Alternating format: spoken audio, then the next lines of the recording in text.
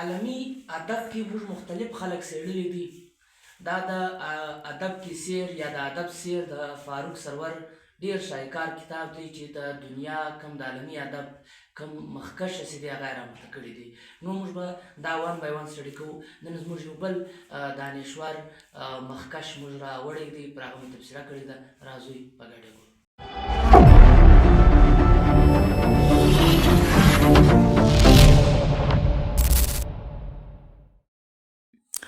بسم الله الرحمن الرحیم. د مصری ادیب نجیب محفوظ یو تخلیق آت کی صفائی دا یو آرټیکل کالم محترم فاروق سرور صاحب په خپل دغه کې لیکلی دی، په خپل کتاب ادب کی سیر کې دا دغه راوړی دی. محفوظ کم نجیب محفوظ چې دی هغه د آت کی صفائی یو دغه راوړی دی چې دا نجیب په خپله د دې ټینشن تر سوی دی.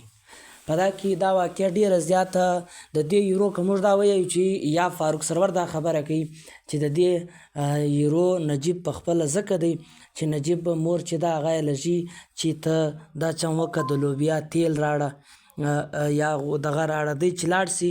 نو هغه یې ورته وایي چې څرنګه تیل، بیا دی بیرته کور ته لاړ سي، لا خوا مور خوشکه ورته کوي. او دلته دوکاندار چې دی یو موټه دوکاندار دی، هغه ډېر سخت ورته ګایږي چې بیا چې دی راسي هغه ورته وایي دغه رنګه تیل لاړه. بیا چې دی بیا راسي نو ورته وایي چې دغه تیل، هغه وایي لوښی کم دی یا یو برتن شی تا سره شته چې هغه کې در واچوم.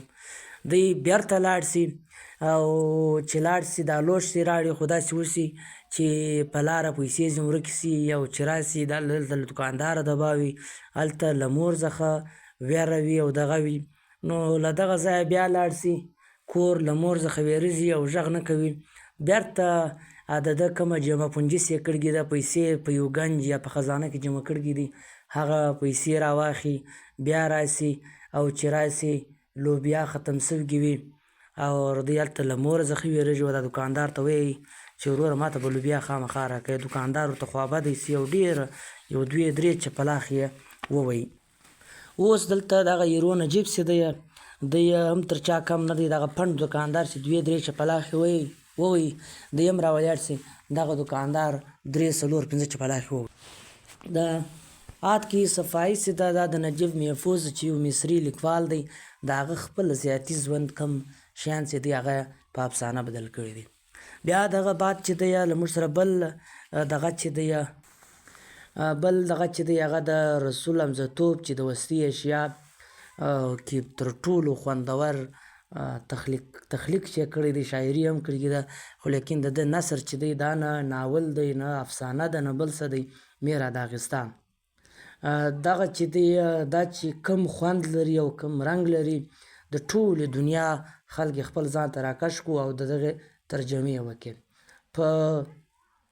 په زراو دغه چې دی په لکاو کاپیانې وتلګي دي او دا په مختلفو ژبو کې چې دی دغه سوی دی. رسول حمزه‌توب په 1923 کې پیدا سوی دی او په 2003 کې مړه سوی دی. هغه تقریبا د ده ژوند چې دی چې ده په خپله پاکستان ته هم راغلی دی، یو ډېر د خوش مزاج او دغه طبیعت رنګ یې دی. خو ده چې کوم رسول حمزه‌توب باندې چې په دا یوه کتاب باندې د کوم نوم پیدا کړی دی، د دنیا ټول ادبیان ورته احترام لري.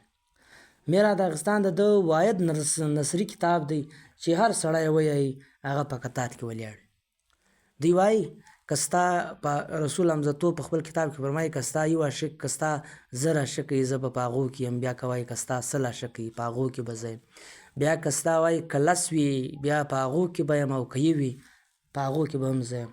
نو دوی وایي چې د دغو کتابو کې په څونې خلک یې خوښوي په هغو کې زه هم یم چې دا کتاب خوښ کړی دی. او ما پخپله له دې کتابه ډېر زیات د خپل پښتون افغان وطن جغرافیه، داغستاني شکل یعنې د غرونو طریقه کار چې دی، ژوند چې دی، کلچر چې دی، هغه ډېر د پښتون افغان سره ورته دی. دغه رسول حمزه‌توب دا موضوع ځکه پیچیده نه ده چې ډېر اسانه لیکلې ده او د ده په ذهن کې په دې کې اسانه ده چې د خپل وطن هر مثال د خپلې وطن د سره تړلی دی. هر مثال چې راوړی دی هغه د خپل کلي سره تړلی دی، هغه د آوار ژبې سره، د داغستان د کلتور سره چې دی دا تړلی دی، ځکه خو یې دوی نوم پیدا کوي. مطلب دا د مین وجه دا ده چې دا دومره شګفتګي ده کې یا دومره کشش دی کې، د هغه وجه هم دا ده چې د غرونو د کلي او د سارا شیانې په ډېره خوبصورت او ښایسته طریقه بیان کړي دي، چې مثال کې هغه د ویلو والا چې په خوند کې دومره ورته ډوب سي چې بیا هغه ته ځان نسي راکښلی. موږ داسې ډېر زیات لکه مشتاق احمد یوسفي هم دارنګه یو دغه لري، خو دغه د کوم ناول چې دی ځینې ناولونه یې دغه کړي دي، خو دغه کوم میرا داغستان چې دی که څه هم په انګریزي ادب کې هم موجوده دی، د افسانې، ناول، شاعري او داسې نور کم طرزونه چې دي هغه نسته کې، خو چې د کم نوی طریقه کار دا خپل کوي نو دا طریقه کار چې دی دا په ټوله دنیا کې ډېر زیات خوښ شوی دی. نثر یې لیکلی دی د خپل وطن د غرونو، سیندونو، د ګوټ ګوټ وطن هر احوال یې بیان کړی دی.